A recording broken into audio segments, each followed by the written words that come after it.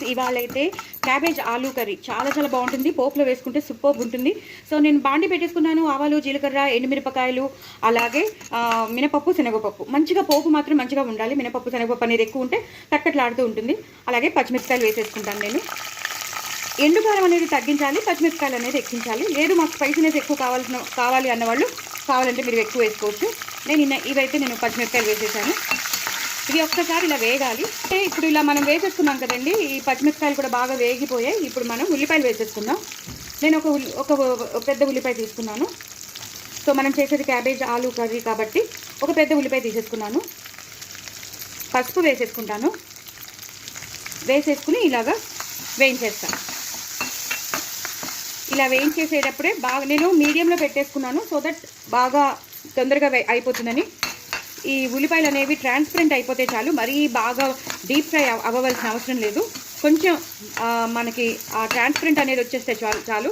చూసారు కదా, పింకిష్గా అయిపోయాయి. ఇప్పుడు నేను అల్లం వెల్లుల్లి పేస్ట్ వేసేసుకుంటాను. ఇది మా ఇంట్లో చేసిన అల్లం వెల్లుల్లి పేస్ట్, చాలా పంజెంట్ ఉంటుంది. కొంచెం వేస్తే చాలు, మొత్తం అంతా పట్టేస్తుంది కూరకి. సో దాన్ని కూడా ఒకసారి పచ్చివాసన పోయే వరకు ఇలాగ వేయించేసుకోవాలి. ఆ అల్లం వెల్లుల్లి పేస్ట్ బాగా వేగిపోవాలి ఈ పచ్చిమిరపకాయలు, ఉల్లిపాయలు పోపులో.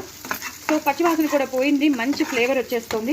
ఇప్పుడు నేను బంగాళదుంపలు, ఎన్నైతే తరిగి పెట్టుకున్నానో బంగాళదుంపలు, అలాగే క్యాబేజ్ వేసేసుకుంటాను.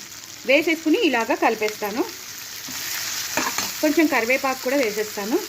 వేసేసి ఇలాగా కలిపేస్తాను. కలిపేసి కొంచెం వాటర్ పోసేసి ఉడకడానికి పెట్టేస్తాను. ఒక 2-3 విడతల తర్వాత బాగా ఉడికిపోతుంది, దగ్గరగా వచ్చేస్తుంది. ఆ తర్వాత ఏం చేయాలో నేను మీకు చెప్తాను. కూర మాత్రం చాలా దగ్గరగా వచ్చేసింది. బంగాళదుంపలు కూడా బాగా వేగిపోయాయి. ఇప్పుడు మనం కొంచెం ఆవాల మెంతులు, అలాగే జీలకర్ర, ఎండుమిరపకాయల పొడి వేసేద్దాం. మంచి ఫ్లేవర్ వస్తుంది. అలాగే కొంచెం ఉప్పు వేసేద్దాం. ఎంత ఉప్పు కావాలో అంత ఉప్పు వేసేద్దాం.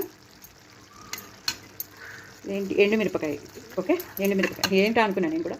సో ఇది కొంచెం కారం వేసేద్దాం. నేను చెప్పాను కదా ఇందాక, కొంచెమే కారం వేసుకుందాం, ఎందుకంటే పచ్చిమిరపకాయలు వేసుకున్నాం కాబట్టి. సో ఇలాగా కలిపేసుకోవాలి. ఇప్పుడు దీన్ని మూత పెట్టేసుకుందాం. ఇది బాగా ఉడికిపోయింది. చక్కగా ఉప్పు, కారాలు, మనం వేసిన ఆవాల మెంతుల పొడి కూడా పట్టేసింది. సో కొంచెం స్ప్రింకిల్ చేద్దాం. గరం మసాలాని ఎక్కువ వేయకుండా జస్ట్ ఆ ఫ్లేవర్ వచ్చేటట్టు వేద్దాం, ఎక్కువ వేయకూడదు. ఇప్పుడు లాస్ట్లో కొత్తిమీర, కరివేపాకుతో గార్నిష్ చేసేసుకుంటే మనకి టేస్టీ ఆలు క్యాబేజ్ కర్రీ రెడీ అయిపోతుంది. ఇది చపాతీలోకి బాగుంటుంది, పుల్కాలోకి బాగుంటుంది, పూరీలోకి బాగుంటుంది, అన్నంలోకి అయితే చెప్పొద్దు, చాలా టేస్టీగా ఉంటుంది. మరి ఇంకెందుకు ఆలస్యం, ఎప్పుడు క్యాబేజ్ ఫ్రై కానీ, క్యాబేజ్ పెసరపప్పు ఇలా చేయకుండా, లేదా ఆలూ ఫ్రై సింగిల్గా, ఆలూ కూర సింగిల్గా చేయకుండా ఇలా రెండు కలిపి కాంబినేషన్స్తో సూపర్బ్ ఉంటుంది. పిల్లలు కూడా ఎంజాయ్ చేస్తారు. మరి ఇంకెందుకు ఆలస్యం, చాలా బాగుంటుంది, గట్ కూల్గా ఉంటుంది. ఎందుకంటే చాలా మామూలుగా సింపుల్గా మనం ఎక్కువ స్పైసెస్ వేయకుండా సింపుల్గా చేసిన కూర చాలా టేస్టీగా ఉంటుంది. మరి ఇంకెందుకు ఆలస్యం తప్పకుండా చేసుకోండి. నా ఛానల్ మాత్రం సబ్స్క్రైబ్ చేసుకోవడం అసలు మర్చిపోతుంది.